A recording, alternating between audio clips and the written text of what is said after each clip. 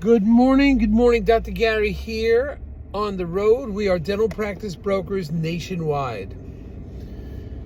Today's topic is going to be problems after the sale of a dental practice with accounts receivable and record keeping. We're going to get into that, what happened under this circumstance. And I just got a call this morning. You know, these dental practice sales are not always easy, but they're usually always successful. And we're excited to continue to participate with them. So we'll tell you what happened in a moment so you understand real life what's going on. Anyway, so as you know, we're now in 28 states selling dental practices. We have 10 employees, including 2 CPA accountants, marketing director, advertising, and operations director, plus acquisition development acquisition employees. And it's been working out great.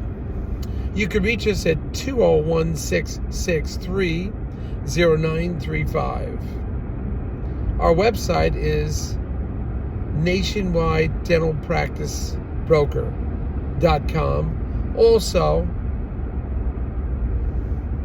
dentalpracticeguide.com. You can reach us now from about 7:30, 8 o'clock a.m. East Coast time till 9:30 p.m. East Coast time. So give us a ring. We're here to help you. And if you want to sell to a DSO, please give us a call, because often they will pay our commission. There'll be no commission to you as the seller. And sometimes we can get your legal fees reimbursed at closing, depending on certain criteria. So anyway, what happened now? It was a beautiful practice. I mean, it was gorgeous inside. It had beautiful stonework, CAT scans, scanners, lower gross, was under $400,000. But it was beautiful inside. I mean, anybody that would see this would just be, you just fall in love with it. It was just so well taken care of, great location. But of course, lower gross. But the buyer was excited. Certainly for the physical plant, the buyer felt that they could turn the practice around easily. And with the cost of building nowadays, it's really expensive. And with the supply chain shortages, you don't always get the colors and everything you want. So the buyer was excited, could move right in, had staffing and everything. So after the sale, within a few weeks, certain problems developed. And those problems were, this seller had very poor record keeping, even though the seller was digital and he was computerized and had great equipment, and the seller, he was paperless. Even with all that, there was a lot of billing problems, accounts receivable and billing problems. Now, a buyer doesn't really get that involved with the accounts receivable, because historically on private deals, that belongs to the seller. And the buyer doesn't get involved with it. The buyer will just, after closing, the insurance check is made out to the seller, so they'll just pass it on to the seller. And seller may hire up, one of their staff members just to book all the insurance checks and so forth.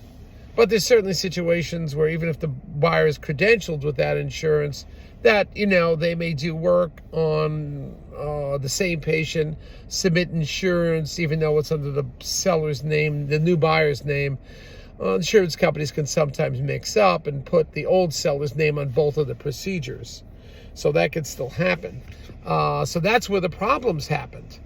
The accounts receivable, the buyer's not buying them, so the buyer didn't really bother, which is normal, spending a lot of time analyzing the accounts receivable, because it really wasn't the buyer's concern. They're not buying the accounts receivable.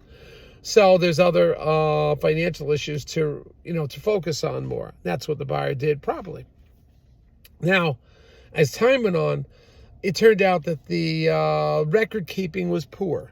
Accounts receivable, reconciling that was terrible. And it's just getting to be a nightmare. Fortunately, we have situations like this. The buyer can call me, and I'll try to give my 2 points in there. and the buyer and the seller both had great different dental attorneys, and they could jump in.